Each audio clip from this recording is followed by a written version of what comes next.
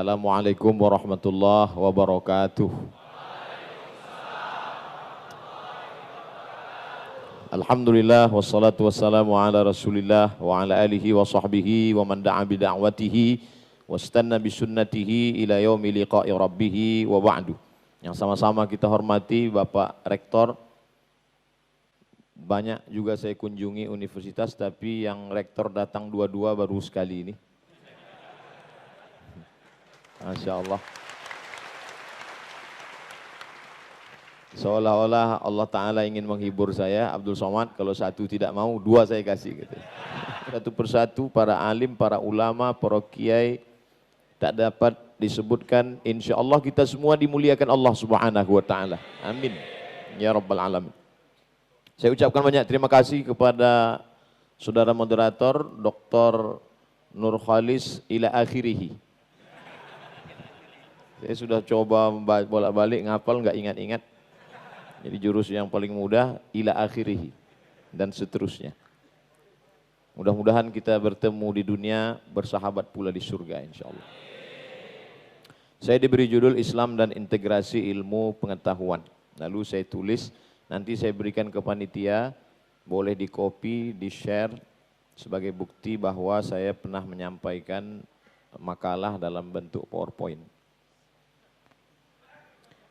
Sebenarnya yang membacakan kurikulum VT ini adalah moderator, tapi sengaja saya tidak beri, karena saya mau bacakan sendiri. Nama saya Abdul Somad, batubara, kelihatannya seram, keras dan berapi, tapi hatinya lembut, selembut sutra. Yang ngomong saya sendiri. Saya belajar di Al-Azhar Mesir dari September 98, supaya adik-adik lihat ke layar, karena beberapa orang yang selalu melihat saya sampai terbawa mimpi. Saya masuk Al-Azhar 98, selesai Juli 2002, jadi 3 tahun 10 bulan. Ini mau nyampaikan ke adik-adik supaya yang lebih dari itu bagus pulang kampung aja. Karena saya baca bukunya bahasa Arab, diktatnya bahasa Arab, yang ngajar orang Arab di negeri Arab, tapi saya selesaikan 3 tahun 10 bulan. Kemudian S2 saya di Darul Hadis, satu lembaga yang didirikan oleh Raja Maroko, namanya Darul Hadis Al-Hasaniyah. Hasaniyah itu diambil dari Raja Hasan II, keturunan dari Sayyidina Al-Hasan, anak Fatimah, anak Sayyidina wa Maulana Muhammad sallallahu alaihi wasallam. Dari Desember 2004 sampai November 2006, 1 tahun 11 bulan. Dari 20 mahasiswa saya orang pertama yang menyelesaikan sidang. Bukan karena paling pintar, tapi karena ingin cepat pulang biar supaya bisa sekalian haji, tiket nggak banyak-banyak. S3 saya di Omdurman, Islamic University, Sudan. Saya terdaftar November 2017. Kemudian Juli kemarin saya datang ke sana, sudah siap disertasinya, judulnya Syekh Hasyim Asy'ari wa Juhuduhu fi Nashri Sunnah di Indonesia. Hadratus Syekh Hasyim Asy'ari, Mbah Hasyim, dan kontribusinya dalam penyebaran sunnah di Indonesia. Lalu kemudian ketika sudah mau disidangkan, ternyata dilihat di komputer kurang 4 bulan. Syaratnya harus 2 tahun, sementara saya sudah selesaikan 1 tahun 8 bulan. Jadi saya disuruh datang lagi Desember, mau disidang, mohon doanya. Semua ini cuman mau ngasih tahu aja bahwa saya cepat kuliah. Penghargaan yang pernah saya terima, 1 tokoh perubahan, Republika 2017. Kedua, Datuk Sri Ulama Setianegara. Tolong Datuk jangan diterjemahkan Mbah. Dari Lembaga Adat Melayu Riau 2017. Kemudian dari Kesultanan Matan di Kalimantan, saya diberi gelar Kai Mangku Jaga Dilaga. Kemudian tokoh Dai Nusantara dari Menteri Besar Kelantan, Malaysia 2019. Kemudian saya diberi tauliah, artinya saya boleh ceramah di mana saja, di 4. Sabah, Sarawak, Brunei Darussalam, dan Malaysia. Jadi saya tidak perlu ngurus izin lagi, karena mereka sudah beri izin.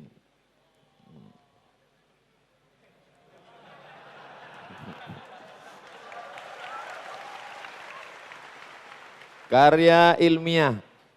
Yang pertama yang saya tulis, Rijalul Muwatta' wa Sahihain alladzina dha'afahumun Nasa'i fi kitab ad-du'afa wal matrukin jam'an wa dirasah. 300 halaman. Yang kedua, Asy-Syaikh Muhammad Hashim Asy'ari wa juhuduhu fi nashri sunnah di Indonesia. 600 halaman.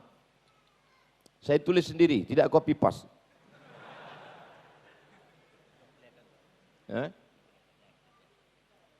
Nah itu dia. Itu. Selanjutnya yang buku bahasa Indonesia, metode takhrij hadis. Karena memang SK saya mengajar hadis. 2010, 99 tanya jawab sholat, 33 tanya jawab Ramadan, 30 fatwa kurban, 37 masalah populer, 66 tanya jawab umroh, 35 kisah saat sakratul maut menjemput. Ada yang mau saya tulis tidak jadi atas saran jamaah supaya jangan. 44 manfaat poligami.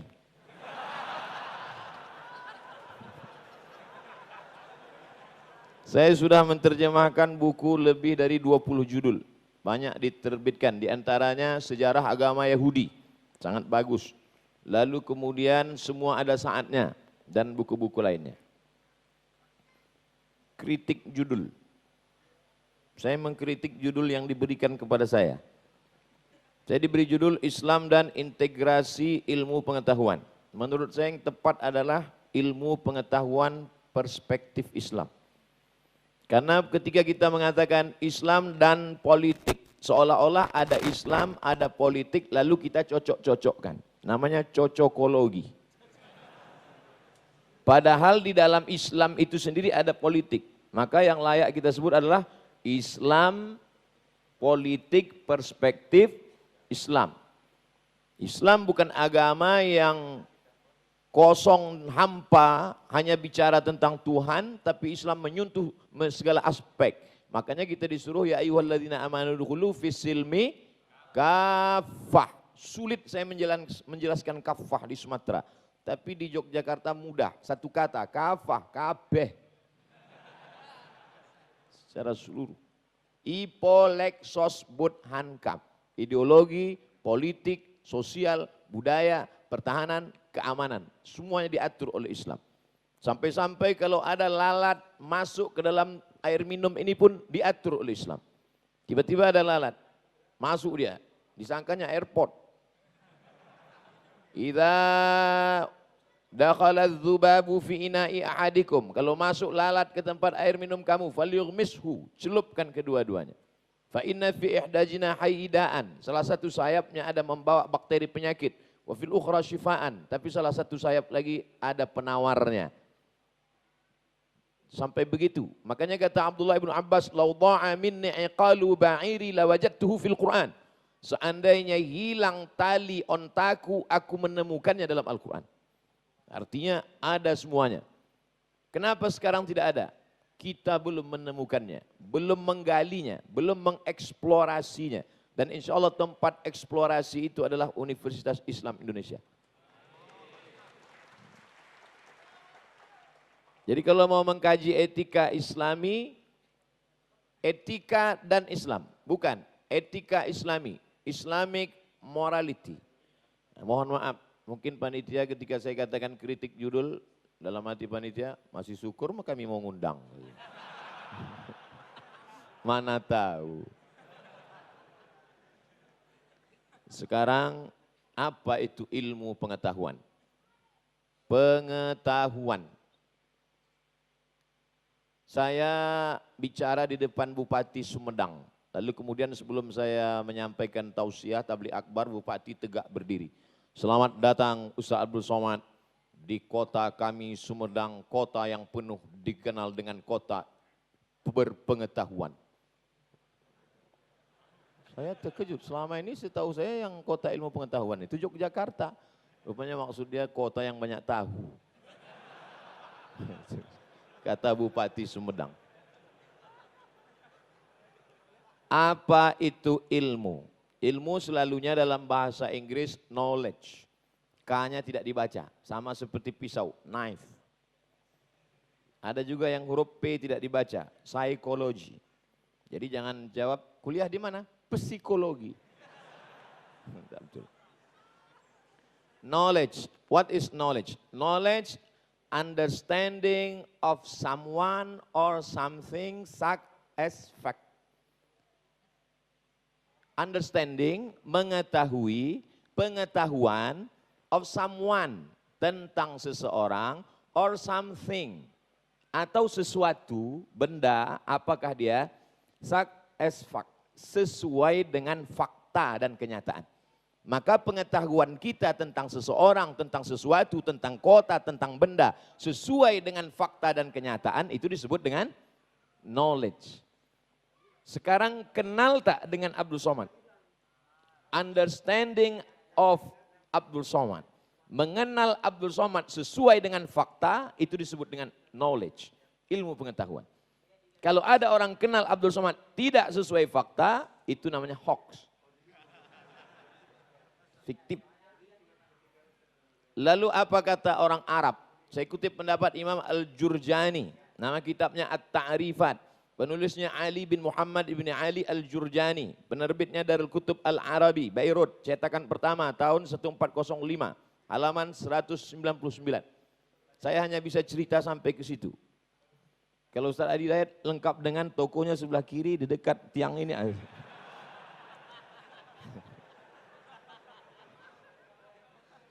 Apa itu ilmu? Apa kata Imam Al-Jurjani? Al-ilmu huwal i'tiqadul jazimul mutabiq lil waqi'. Mirip seperti orang Inggris berkata. Al-i'tiqadul jazim, keyakinan yang kuat, al-mutabiq lil waqi', sesuai dengan fakta. Coba lihat, tidak ada kesepakatan antara Imam Al-Jurjani dengan orang Inggris. Tapi kalau kita lihat, itu menunjukkan berbeda agama. Padahal ini saya ambil yang Inggris dari Oxford Dictionary, dari kamus Inggris. Tapi di ujungnya sama, al-mutabiq lil waqi', sesuai dengan fakta dan kenyataan. Sedangkan orang Inggris menyebut as fact, sesuai dengan fakta, nyata. Kalau tidak sesuai, maka berarti dia bukan ilmu. Oleh sebab itu kalau ada orang berilmu, bergerak ilmuwan, intelektual, tapi tidak menyerap pengetahuan sesuai dengan kenyataan, maka menurut definisi ini, maka tidak dapat dianggap sebagai ilmu. Lalu apa beda knowledge dengan science? Adapun science adalah, science is what we do to find out about the natural world. Suatu cara untuk mempelajari berbagai aspek tertentu dari alam secara terorganisir.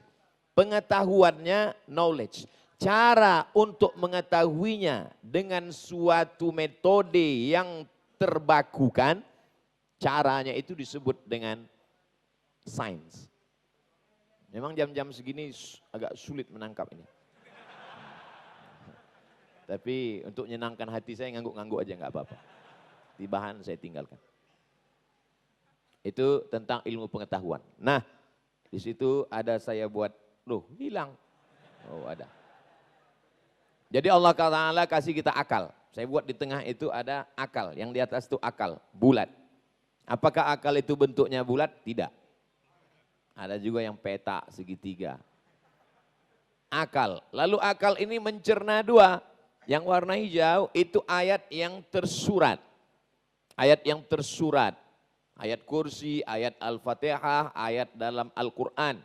Dan sunnah-sunnah. Lalu kemudian ada lagi objek akal, ayat tersirat, kauniyah namanya. Makanya kita mendengar ada namanya istilah tafsir ayat kauniyah yang tidak nampak. Allah menyebutnya itu semua ayat. Ayat Quran, ayat Al-Fatihah, ayat kursi. Tapi apakah matahari, bulan, bintang, gemintang itu ayat-ayat?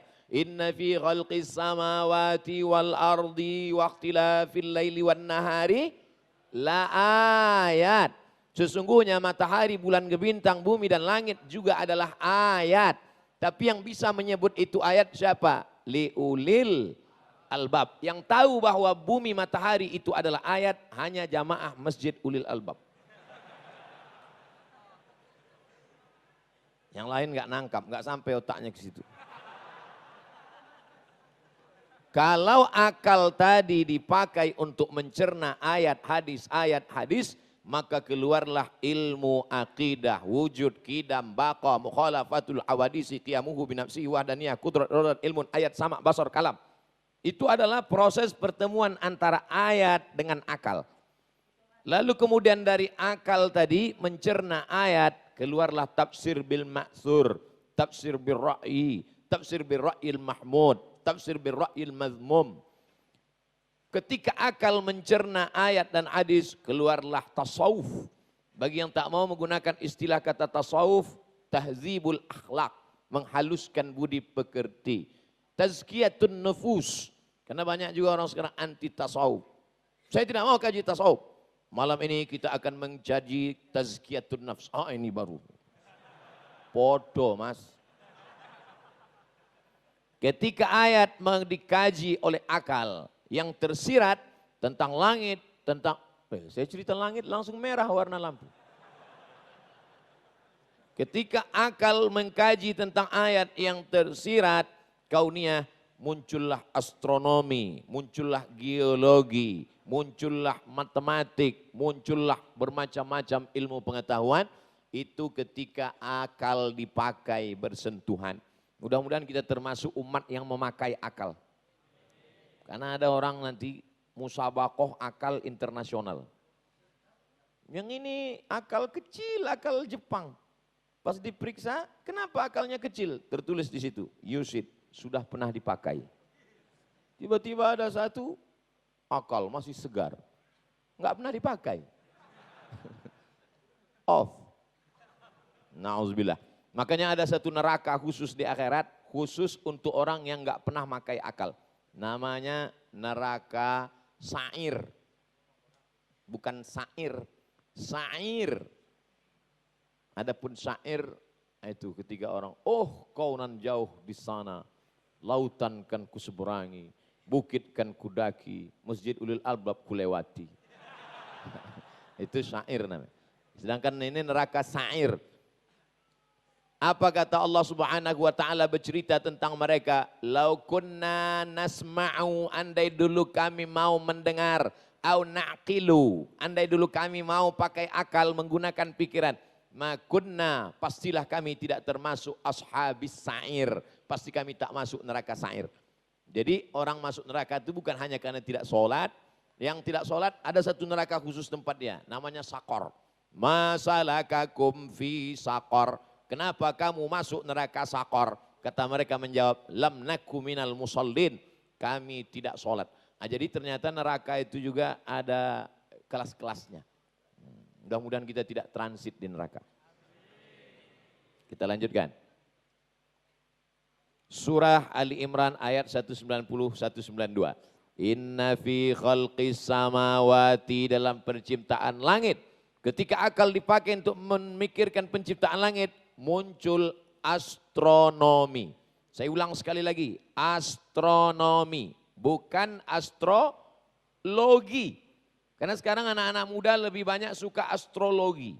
Bila bintang Anda Taurus, jangan dekati Pisces. Itu astrologi. Dalam Islam itu tidak boleh. Kadzdzabal munajjimun walau shadaqu. Orang yang suka perbintangan astrologi, pembohong, pendusta. Kalaupun ternyata ramalannya betul, hanya kebetulan semata. Dalam Islam tidak boleh. Tapi mendalami astronomi, mana ada kiai ahli astronomi? Kiai-kiai yang menetapkan bulan suci Ramadan melalui ilmu falak. Ilmu falak itulah ilmu astronomi. Bagaimana melihat, karena tidak semua orang tahu bahwa ini sudah masuk anak bulan. Sore, dari mana mau mengetahui itu penampakan hilal anak bulan atau tidak?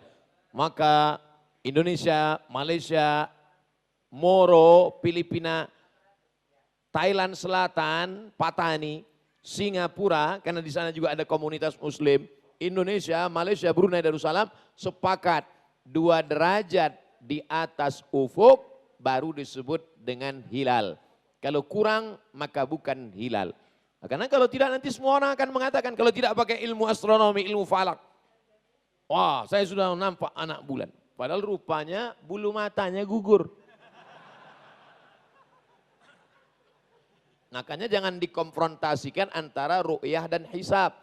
Karena hisab dilengkapi oleh ru'yah dan ru'yah tidak mungkin terwujud kalau orang tidak punya ilmu hisab. Ilmu hisab yang saya maksud adalah ilmu falak, astronomi, bukan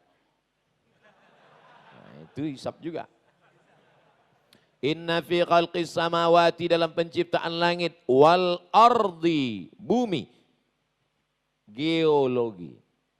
Jadi kalau dipakai akal ini untuk memikirkan bumi, keluar ilmu geologi. Waqtilafil laili wan nahar, perputaran siang dan malam, meteorologi, klimatologi, geofisika. La ayat. Ini semua adalah ayat. Tapi yang bisa menangkap ini sebagai ayat, liulil albab. Apa ciri ulil albab? Apakah semua yang di masjid ulil albab ini ulil albab? Kita lihat. Apa ciri ulil albab? Satu, alladzina yadhkurunallah, cerdas spiritual. Spiritualnya dulu tajam. Qiyaman, saat berdiri pun dia cerdas, wa qu'udan, saat duduk pun cerdas. Apa makna berdiri cerdas, duduk cerdas? Waktu kerja pun peduli agama, setelah pensiun pun peduli agama. Oh, ini tafsir dari mana nih Pak Ustadz? Wa ala junubihim, karena posisi manusia ini cuma ada tiga. Tegak, duduk, baring. Tiga-tiganya dia mengingat Allah. Wa yatafakkarun.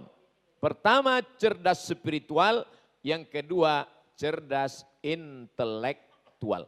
Intelektual kalau tidak cerdas spiritualnya, hilang innya, tinggal telek.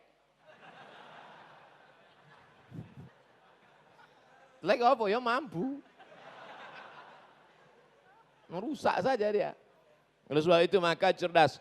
Setelah cerdas spiritualnya, cerdas intelektualnya, maka akan keluar dari mulutnya. Orang yang cerdas secara spiritual, cerdas intelektual, ketika connect antara spiritual dengan intelektual, yang keluar dari lidahnya adalah Rabbana ma khalaqta hadza batila. Rabb, bertuhan dia. Bertuhan dia. Sekarang banyak orang bukan bertuhan, berhantu. Puncaknya adalah setelah dia mengaku bertuhan di mulutnya, lalu berperilaku sesuai dengan orang yang bertuhan. Apa kata dia di akhir? Faqina adzaban nar. Kalau kita baca dua ayat ini, mana yang lebih dulu? Bertuhan dulu baru berilmu, atau karena berilmu lalu orang bisa bertuhan?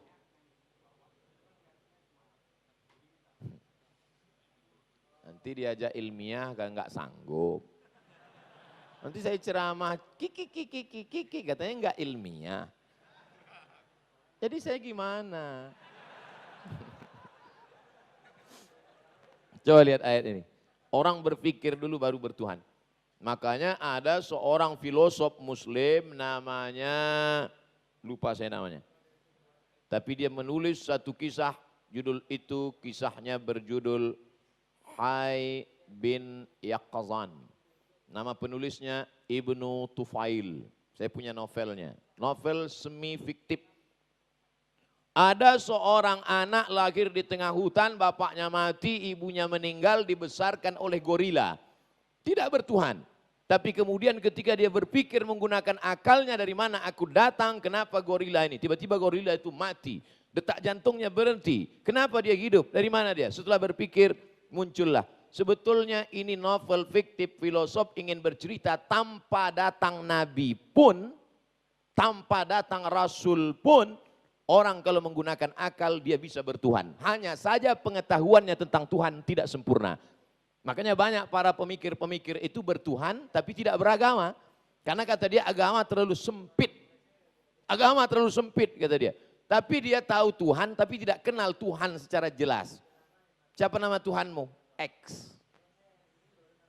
Karena akal tidak menjelaskan siapa Tuhan. Yang menjelaskan siapa namanya adalah Muhammad sallallahu alaihi wasallam. Karena dia menerima wahyu. Siapa namanya? Ar-Rahman, Ar-Rahim, Al-Malik, Al-Quddus, As-Salam.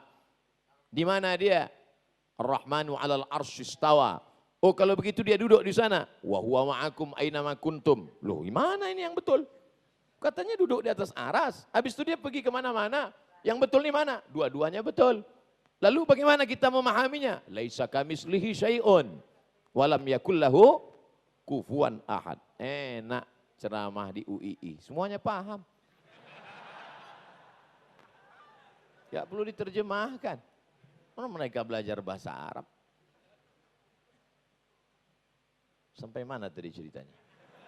Bahwa Ibnu Tufail ingin mengajarkan kesempurnaan agama dibawa Nabi secara detail. Tapi sebelum Nabi datang, makanya ada satu ayat, wa ma kunna mu'adzibina hatta nab'atsa rasula. Kami tidak mengazab orang sebelum Rasul datang. Tapi ada tafsir lain makna Rasul di situ akal. Kami tidak mengazab orang kalau dia tidak berakal. Kalau dia sudah berakal dia akan diazab karena dia salah karena tidak menggunakan akal. Makanya ada 3 yang tidak masuk neraka. Anak kecil sampai akil balik, orang tidur sampai bangun tidur, orang gila sampai sembuh. Nah, makanya kalau tidak mau kena azab, pilihlah satu di antara yang 3.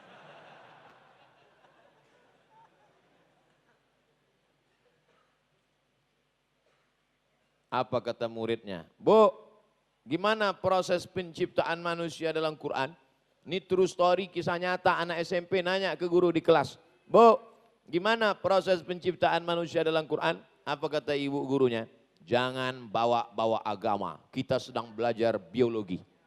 Kalau mau cerita agama, pergi sana tablik akbar. Kalau mau cerita agama, pergi sana yasinan, tahlilan.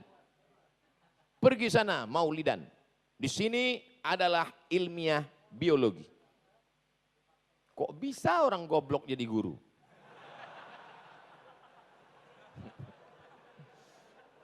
Padahal kalau dia mau aja menggunakan akalnya sedikit saja.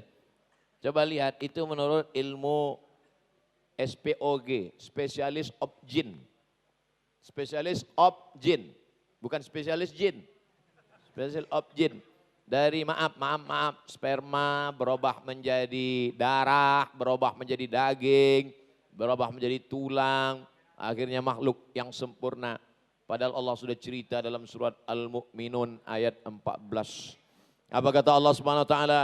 Wa laqad khalaqnal insana min sulalatin min tin, tanah. Tsumma ja'alnahu nutfatan, sperma, fi qararim makin, di tempat yang kokoh, rahim. Tsumma khalaqnan nutfata, kami robah sperma alaqah menjadi darah. Fa khalaqnal alaqata mudghah, darah berubah menjadi segumpal daging. Fa khalaqnal mudghata idzaman, daging kami robah menjadi tulang. Fa kasawnal idzama lahma, tulang itu kami balut lagi dengan daging. Tsumma ansha'nahu khalqan akhar, setelah itu kami robah makhluk yang berbeda dari daging, berbeda dari tulang, berbeda dari darah, berbeda dari air, menjadi makhluk yang sempurna. Fatabarakallahu ahsanul khaliqin. Saya pernah di panel mengkaji dengan judul yang hampir mirip dengan hari ini. Bedanya berdua, saya aspek ayat-ayatnya, yang satu lagi dokter spesialis kandungan. Si dokter spesialis kandungan ini rupanya pernah seminar, dia tunjukkan ayat ini ke dokter Amerika, spesialis kandungan. Dokter Amerika, ya. Ini ada ayat dalam Al-Quran cerita tentang penciptaan manusia dalam rahim. Apa kata si dokter Amerika? Mungkin Nabi kamu sudah punya teleskop. Karena mereka rasional. Mereka bagi kita mudah saja. Dari mana Nabi Muhammad tahu ayat ini? Wa ma yantiqu anil hawa. Dia tidak bicara mengikut hawa nafsunya. In huwa illa wahyun yuha wahyu.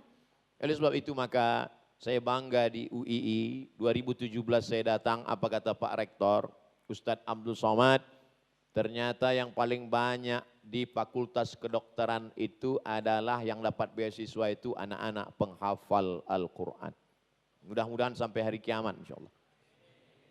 Kenapa Ustadz bangga? Karena mereka yang jadi dokter hafal Quran itulah yang paling bisa menceritakan tentang ayat ini. Betul apa betul? Bayangkan dokter spesialis tamat UII Yogyakarta pulang ke kampung halamannya jadi dokter di rumah sakit atau kepala puskesmas atau kepala dinas kesehatan dan dia menjelaskan ayat ini. Berikut ini mari kita dengarkan pengajian menjelang tarawih dari Isya yang disampaikan oleh dokter spesialis tentang kandungan ayat Quran dan Sunnah.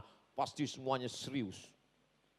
Karena yang disampaikan itu dalam satu hembusan nafasnya ada ayat dan ilmu yang dia tekuni. Tapi apa yang terjadi sekarang di tengah umat? Malam pertama, la'allakum tattaqun. Malam kedua, mengapa kita puasa? Malam ketiga, takutlah kepada Allah. Malam keempat, keutamaan Lailatul Qadar.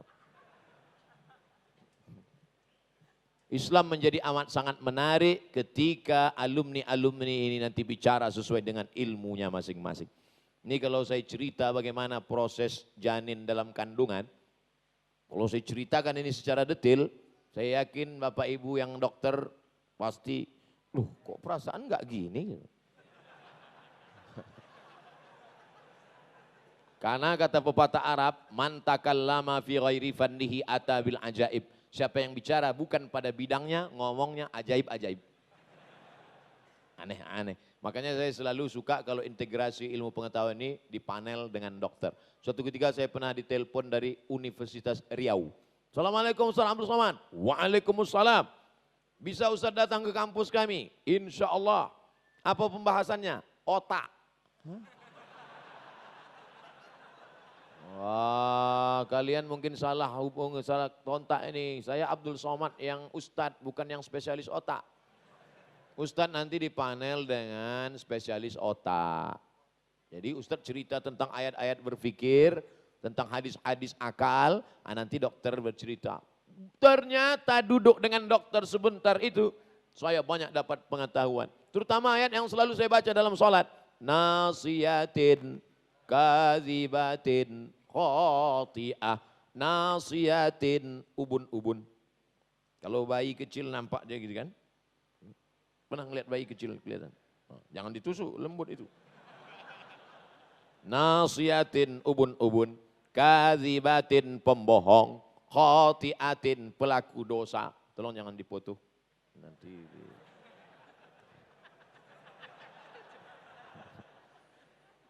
Ustadz Somad tahu kenapa ayat itu bunyinya ubun-ubun. Oh, kita nggak boleh tanya-tanya ayat Pak Dokter, terima aja apa adanya. Nah, gitu caranya kalau kita nggak bisa jawab. Waktunya tanya-tanya, ini ayat Al-Quran jangan dilawan, masuk neraka nanti kita. Ustadz Somad, otak itu ada bagian depan, ada bagian kanan, ada bagian kiri, ada bagian belakang. Otak yang mikir itu bagian depan. Makanya Allah menyebut nasiyatin bagian depan, kazibatin pembohong. Jadi orang yang bohong, yang suka nyebar bohong, yang suka nyebar hoax, itu yang otak mikir yang depan. Tapi yang kebetulan rambutnya gugur jangan tersinggung. Bukan berarti dia mikir bohong enggak. Ini saya luruskan. Barulah Ustadz Somad tahu nggak kenapa kepala ini 5 kali diusap sehari. Subuh diusap. Zuhur diusap, asar diusap, maghrib diusap, isya diusap. Ternyata Ustadz Somad menurut ilmu kami spesialis otak, ini kepala kita ini di-scan secara automatically. Ada alatnya, ada softwarenya di dalam yang men-scan otak 5 kali. Masya Allah, selesai acara wudhu kita pun berdoa, Allahumma ja'alni minat tawabin wa ja'alni minal mutatahhirin. Ternyata di luar dia dibersihkan, di dalam dia di-scan. Siapa yang bisa menjelaskan itu? Spesialis otak. Saya copy paste dari dia. Oleh sebab itu maka kalaulah umat ini disibukkan dengan ilmu pengetahuan yang digali, yang dieksplorasi dari Quran, maka pertikaiannya, pertengkarannya dalam tanda kutip adalah tentang isi Al-Quran, tentang sains, tentang medikal, tentang ekonomi, tentang politik. Bukan mengkaji yang menghabiskan waktu. Apakah anjing Ashabul Kahfi warnanya hitam apa merah apa hijau? Apa ini?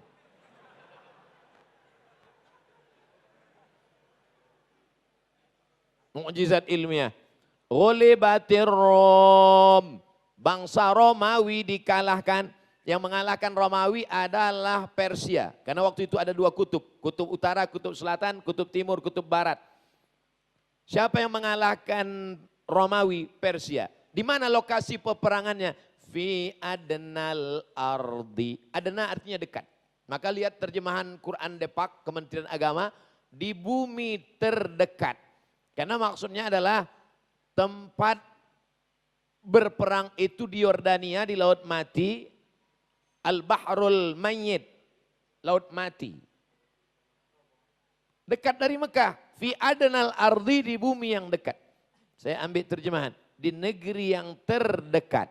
Kalau saya mengatakan Dr. Nur Khalis dekat dari saya, Dr. Nur Khalis adna minni mauqi'an, dia dekat dari saya.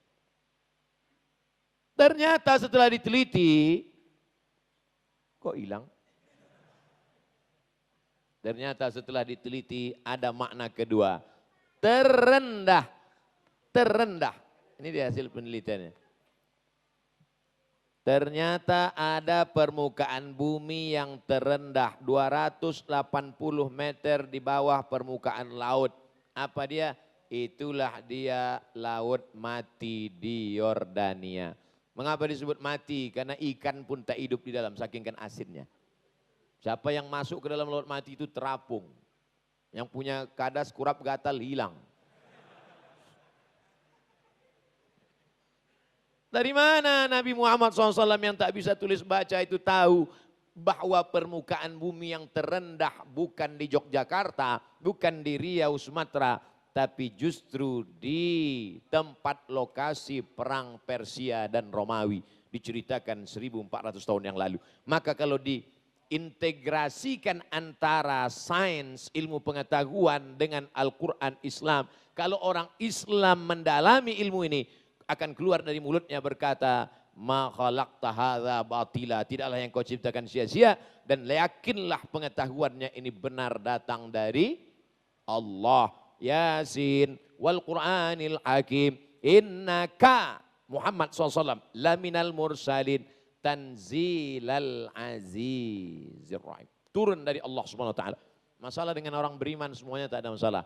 Tapi dengan orang yang tak percaya bahwa Quran ini datang dari Allah, orang yang tak percaya bahwa Muhammad SAW itu adalah utusan Allah, ini hanya bisa dijelaskan oleh orang yang melaksanakan integrated kurikulum, integrasi antara Islam dan ilmu pengetahuan. Wal jibala autada, gunung-gunung sebagai pasaknya. Dari dulu ayat ini kita baca. Amma yatasa'alun 'anil naba'il 'azim alladzi hum fi mukhtalifun kalla saya'lamun alam naj'alil arda mihada. Bukankah telah kami jadikan bumi ini terhampar, wal jibala autada, bukit-bukit sebagai pasaknya. Ternyata yang bisa menjelaskan ini bukan Ustaz Abdul Somad. Siapa yang bisa menjelaskan nih? Tuh dia. Ternyata sepertiga bukit itu yang di atas. Bukit itu yang kita kelihatan besar itu sepertiganya yang di atas. Yang 2/3 tertanam di dalam. Itulah yang menyebabkan kenapa kerak bumi tidak bergeser. Kerak bumi tidak bergeser karena pakunya, pasaknya kuat. Tapi nanti sampai masanya gunung bukit itu akan terjabut. Wa takunul jibalu kal ihnil ma'uf. Ketika Gunung Bromo, Gunung Kidul, Gunung Merapi, Gunung Kelut, Gunung Sibaya. Semua gunung-gunung itu nanti seperti bulu kambing yang ditiup angin. Kalau gunung-gunung itu seperti bulu kambing ditiup angin, lalu kita ini seperti apa waktu itu nanti? Dan ketika itu tercabut, maka kerak bumi bergoncang. Makanya ayat bercerita, wataran nasa sukara. Kau lihat manusia waktu itu seperti mabuk. Orang kalau jalan di atas mabuk. Wa mahum bisukara. Mereka bukan mabuk. Walakinna azaballahi syadid. Tapi azab Allah yang luar biasa. Yang bisa menjelaskan ini Ustadz Abdul Somad atau orang fakultas geologi. Orang geologi, tapi yang ngaji. Kalau enggak ngaji ya mabuk juga.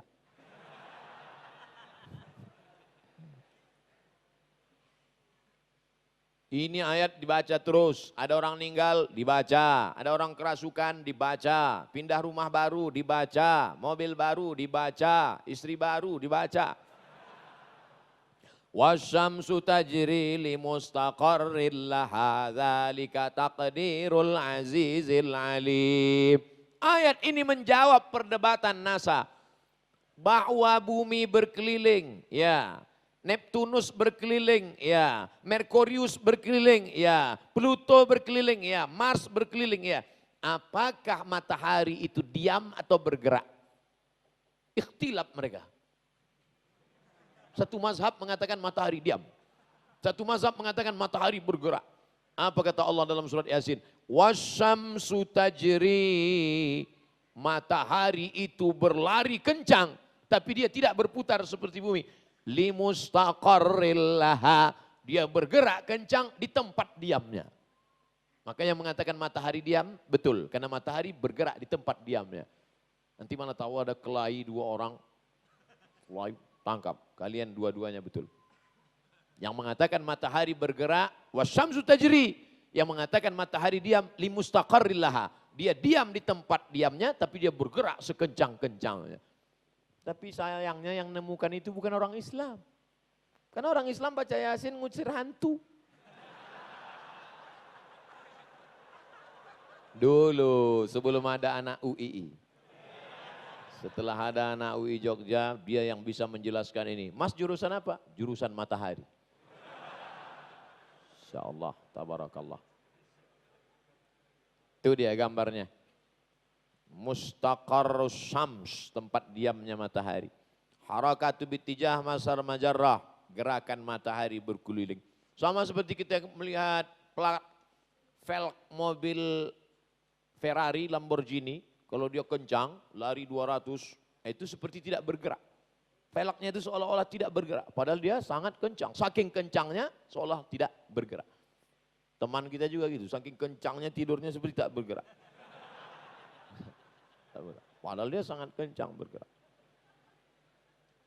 Kebenaran sejarah. Sejarah juga bagian dari ilmu pengetahuan. Dan Al-Quran bercerita tentang sejarah yang tidak dituliskan oleh para pakar sejarah. Apa kata Allah bercerita? Wa qaulihim inna qatalnal masih. Mereka berkata kami sudah membunuh Isa. Allah bantah. Wa ma salabuhu. Mereka tidak pernah membunuhnya. Wa ma salabuhu. Mereka tidak pernah mensalibnya. Walakin syubbihalahum. Tapi ada orang lain yang diserupakan wajahnya. Mirip dengan dia. Innal ladzina ikhtalafu fih.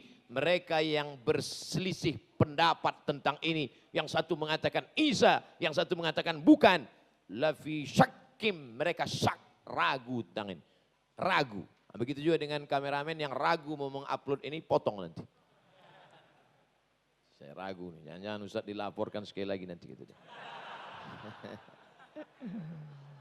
Kita di masjid, di depan mahasiswa UII, enggak apa-apa. Paling yang ditangkap yang ngupload.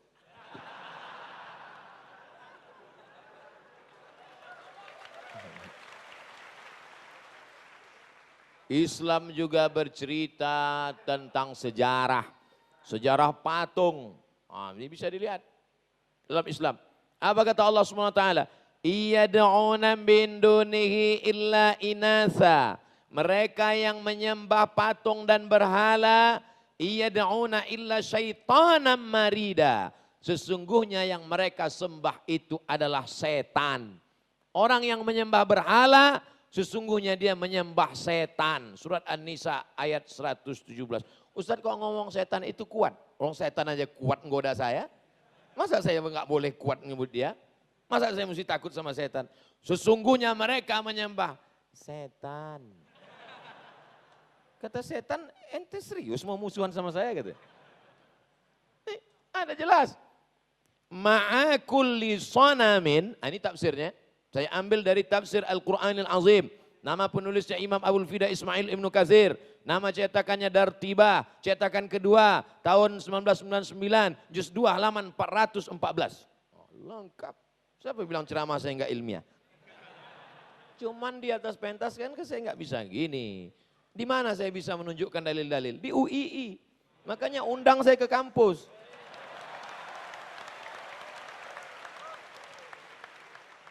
Nih. Ma'akulli sanamin jinniyah. Setiap berhala itu ada satu jin penunggunya. Tuh tempat. Jelas. Kalau nggak percaya ini, buang aja itu tafsir Ibnu Katsir. Ada akhlak, makanya moral. Kita harus mendidik anak-anak kita menjadi anak-anak yang berkarakter. Pulang dari seminar, bapaknya pulang ke rumah ngasih tahu ke istrinya, "Bu, anak kita mesti berkarakter." Si ibu pun ngasih tahu ke anaknya, "Nak, kamu mesti anak yang berkarakter." Dan semuanya nggak ngerti karakter itu apa. Kenapa tidak pakai bahasa kita yang simpel aja? Berakhlakul karimah. Karena orang ini ngomong jelimet, ribet, sulit, susah. Salah satu jamaah suka dengar pengajian saya, kata dia, "Ustadz bisa membuat yang sulit menjadi mudah." Satu sisi menghibur saya, tapi di sisi lain orang katakan, ceramah dia itu terlalu mudah. Ilmunya enggak hebat banget.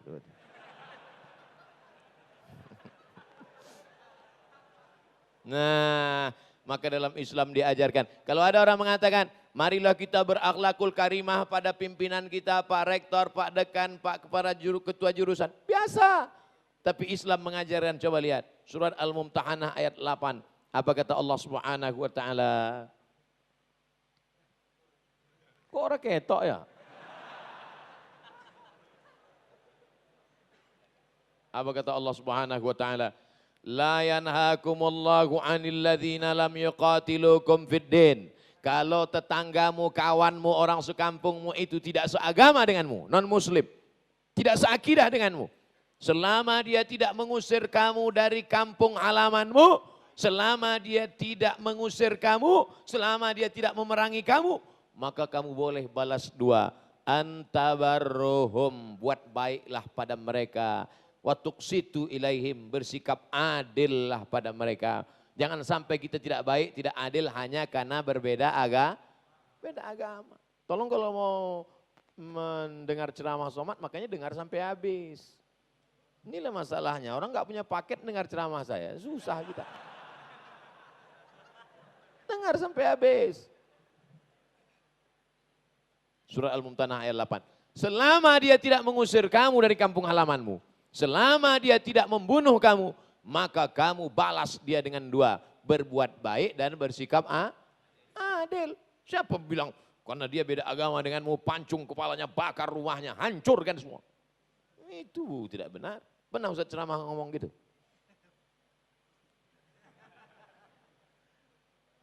Selanjutnya validitas data. Misalnya ada anak mahasiswa UII, nulis makalah, tesis, disertasi, skripsi. Dengar baik-baik. Pas sidang terbuka, sidang tertutup, lalu kemudian dia nulis gini, ini saya ambil dari Aren Jan Wensing, Ensiklopedia Hadis, terbitan Leiden, E.J. Brill tahun 69, juz 1 halaman 552. Kira-kira disertasi, skripsi, tesisnya diterima atau tidak? Diterima. Cukup menyebutkan judul, halaman, tahun, diterima. Tapi dalam hadis, saya mau bercerita tentang bagaimana dalam literatur Islam validitas data keilmuan. Dalam Islam, nah itu contohnya saya buat, sebelah kanan. Hadis ini dari siapa? Dari Nabi SAW. Man kharaja fi talabil ilmi, siapa yang keluar rumah untuk menuntut ilmu, fahuwa fi sabilillah, maka dia sama seperti orang berjihad di jalan Allah. Apa mungkin kita ketemu dengan Nabi? Tidak. Lalu dapat hadis ini dari siapa? Dari Imam Tirmizi. Ini saya ambil dari Imam Tirmizi. Imam Tirmizi yang paling bawah. Imam Tirmizi meninggal 279. Artinya 2 abad setengah setelah meninggal Nabi Muhammad SAW. Mungkinkah orang 2 abad setengah setelah meninggal ketemu dengan Nabi? Mungkin, mimpi. Tapi dalam ilmu hadis ini harus ada mu'asarah. Mu'asarah, hidup sezaman. Wal liqa, harus bertemu. Di situ beda Sahih Bukhari dengan Sahih Muslim. Syarat Bukhari 2, mesti antara periwayat itu pernah sezaman dan bertemu. Kalau Imam Muslim agak longgar sedikit. Tidak mesti bertemu, pernah sezaman saja cukup. Saya sezaman dengan Ustadz Somad. Sezaman kamu dengan dia, sama-sama hidup 2019. Pernah ketemu sama dia? Hampir datang ke kampus kami tapi nggak jadi. Itu. Itu kalau Sahih Bukhari nggak diterima. Tapi kalau Sahih Muslim, terima. Jadi kita pakai standar Imam Muslim aja lah.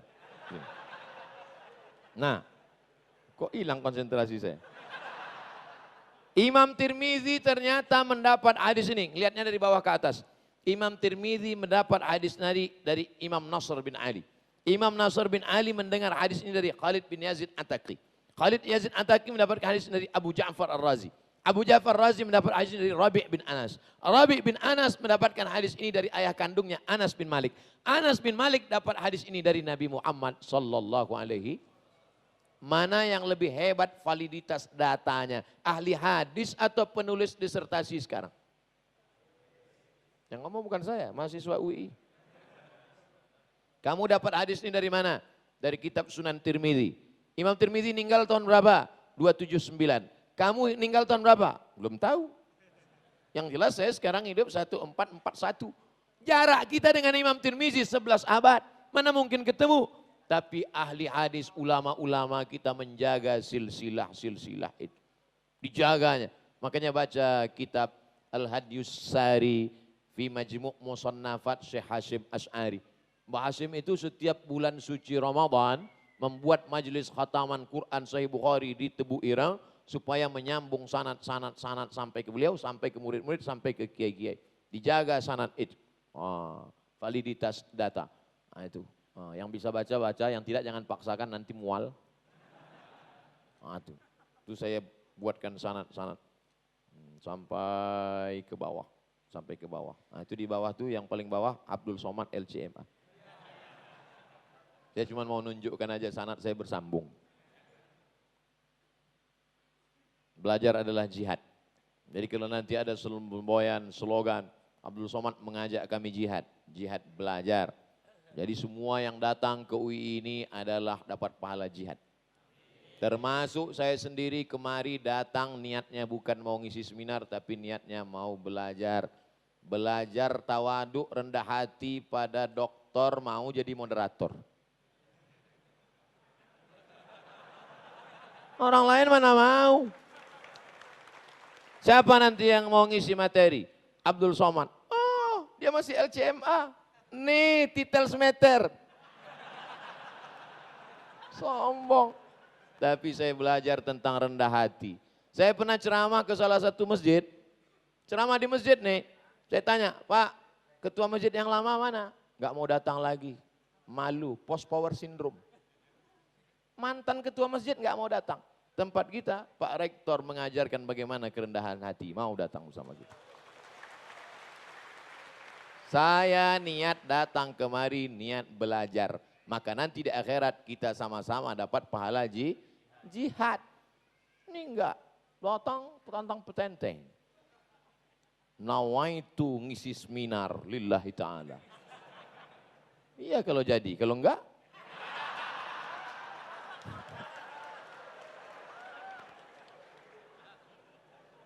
Akan lahir. Nah. Akan lahir. Siapa yang akan lahir? Akan lahir Ibnu Haitham, pakar optik. Akan berlahir logaritma, Khawarizmi. Kenapa payah mereka menyebut Khawarizmi, logaritma. Averroes, Ibnu Rushd. Avicenna, Ibnu Sina. Al-Farabi, the second teacher. Kalau dia second teacher, first teachernya siapa? Aristoteles. Yang bisa mentafsirkan kalimat Aristoteles setelah ratusan tahun, Al-Farabi.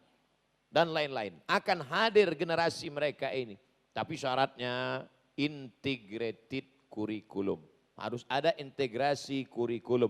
Salah satu tujuan didirikannya Universitas Islam Indonesia mengintegrasikan kurikulum ini. Insya Allah, amin.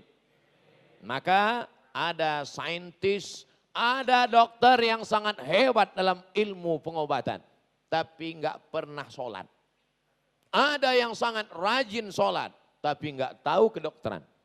Dua-duanya sama-sama rugi. Walaupun yang satu agak untung dikit. Tapi yang paling untung adalah dokter yang rajin beribadah, membaca Quran, mengeksplorasi ayat, menemukan sesuatu yang tak ditemukan orang. Karena Allah berikan dia ilham di samping ilmu pengetahuannya. Ada namanya ilmu, ada namanya ma'rifah. Sama-sama pengetahuan. Tapi ulama tasawuf itu selalu disebut dengan al-arif, bukan al-alim. Apa beda orang alim dengan arif? Alim tahu karena berdasarkan indikasi. Nampaknya Ustaz Somad sekarang sedang di Yogyakarta. Dari mana kamu tahu? Dari update statusnya. Dari mana kamu tahu? Saya lihat sendalnya di depan. Hanya indikasi. Tapi ada orang yang mendapatkan pengetahuan, saya tahu Ustaz Somad di Yogyakarta. Dari mana kamu tahu? Nih kami udah selfie tadi. Maka orang yang alim tahu dengan akalnya. Sedangkan orang yang arif diberikan Allah pengetahuan melalui ilham.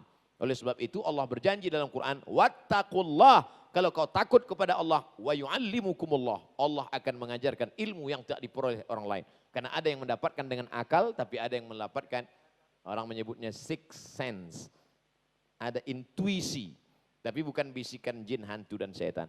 Jadi kalau dia sudah menggeluti bidang ilmu ini, taat beragama, mendekatkan diri kepada Allah, seimbang antara kecerdasan intelektual dengan spiritual, maka Allah berikan dia ilham, maka dia akan menjadi penemu-penemu seperti yang pernah dulu Islam pada masa jaya. Seimbang antara Islam dengan sains, seimbang antara kecerdasan spiritual dengan intelektual, seimbang antara tazakkur dengan tafakkur. Tazakkur berzikir, tafakkur berpikir. Ada zikir saja, tak mau mikir. Ada mikir aja, tak mau zikir. Yang lebih parah, udah enggak zikir, enggak mikir.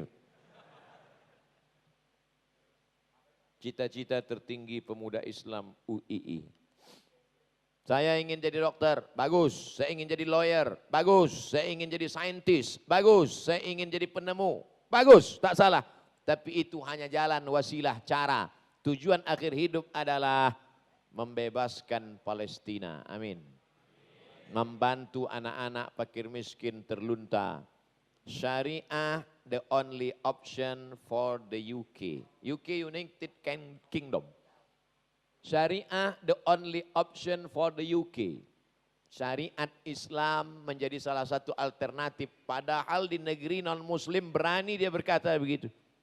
Oh kita kan tinggal di demokrasi Pak Ustadz. Demokrasi tidak menghalangi kita untuk memakai nilai-nilai Islam. Melalui perda, perbub, pergub.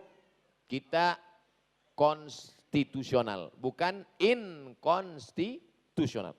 Makanya akan lahir bupati-bupati, gubernur-gubernur, wali kota, pemimpin-pemimpin. Anda yang nggak bisa, jadi RT aja dulu. Tuh, tes. Sampel contoh kepala desa, ustadz ceramah di masjid. Khamar haram, judi haram. Keluar dari masjid, orang lagayam sambil mabuk. Tapi kalau kepala desa, dia tidak khutbah, dia tidak ceramah, langsung dia buat peraturan desa kita, nggak boleh laga ayam. Kalau mau laga ayam, desa sebelah. Mana yang lebih efektif penerapan syariat Islamnya, antara ceramah atau kekuasaan? Kekuasaan. Oleh sebab itu luar biasa. Terakhir, kejayaan Islam akan terulang kembali hanya dengan kemajuan ilmu pengetahuan. Secercah harapan itu datang dari UII Yogyakarta, insya Allah. Itulah yang dapat saya sampaikan pada kesempatan kali ini. Mohon maaf atas segala kekhilafan dan kesilapan. Selanjutnya saya serahkan kepada moderator Dr. Nur Khoris. Terima kasih. Wassalamualaikum warahmatullahi wabarakatuh.